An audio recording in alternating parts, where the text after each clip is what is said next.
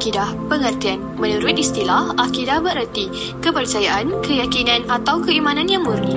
Pengertian akidah dalam Al-Quran adalah keimanan kepada Allah Subhanahu Wa Taala, yakni mengakui kewujudannya. Akidah dapat dipecahkan kepada 3 bahagian, iaitu yang pertama, hati, yang kedua, lidah dan yang ketiga, perbuatan. Pertama-tamanya, contoh perkara yang boleh merosakkan akidah melalui hati ialah dengan mempercayai adanya kuasa lain selain daripada Allah Subhanahu Wa Taala yang boleh memberikan bantuan ataupun pertolongan. Misalnya seperti mempercayai pada kuasa lain yang boleh menyembuhkan penyakit, percaya pada ilmu sihir, percaya kepada tangkal azimat yang boleh membawa tuah kepada si pemakainya dan banyak lagi. Cara untuk mengatasi daripada rosaknya akidah seseorang adalah dengan meyakini melalui hati bahawa Allah Subhanahu Wa Taala lah yang Maha Pencipta alam sejagat ini tanpa bantuan dari luar atau dari sesiapa pun. Kita haruslah mengabdikan diri kita hanya kepada Allah Subhanahu Wa Taala dan tidak mensyirikkan Allah dengan sesuatu. Firman Allah Subhanahu Wa Taala yang bermaksud, dan ingatlah ketika Luqman berkata kepada anak-anaknya semasa ia memberikan nasihat kepada mereka, "Wahai anak kesayanganku, janganlah engkau mempercayai ataupun mempersekutukan Allah dengan sesuatu yang lain. Sesungguhnya perbuatan syirik itu adalah satu kezaliman yang besar." Surah Luqman ayat 13.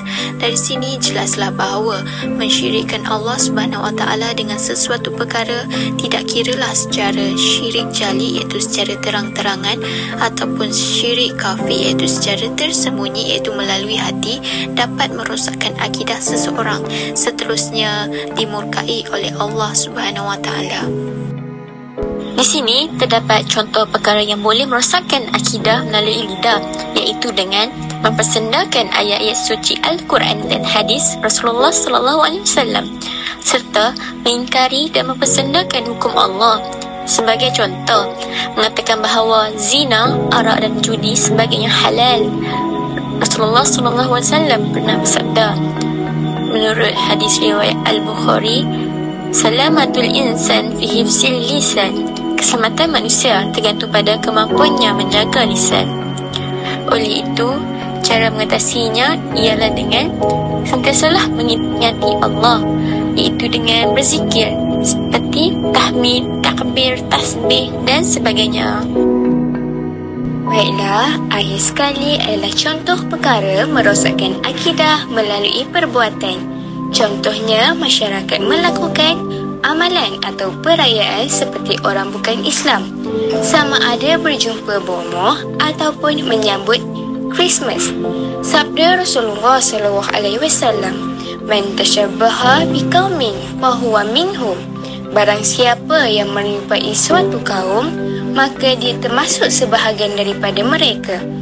Demikian, kita sepatutnya mengatasi masalah ini dengan mengamalkan al-fikru, iaitu memikirkan sesuatu kejadian dengan kuasa Allah. Hal ini adalah sebagai satu bentuk peringatan kepada diri kita.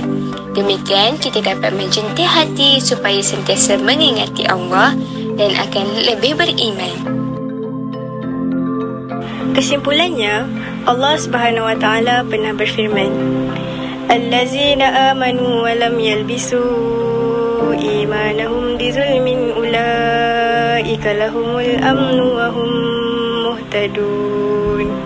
Yang bermaksud, orang-orang yang beriman dan tidak mencampur adukkan iman mereka dengan kezaliman ataupun syirik, mereka itulah orang-orang yang mendapat keamanan dan merekalah orang-orang yang mendapat hidayah petunjuk.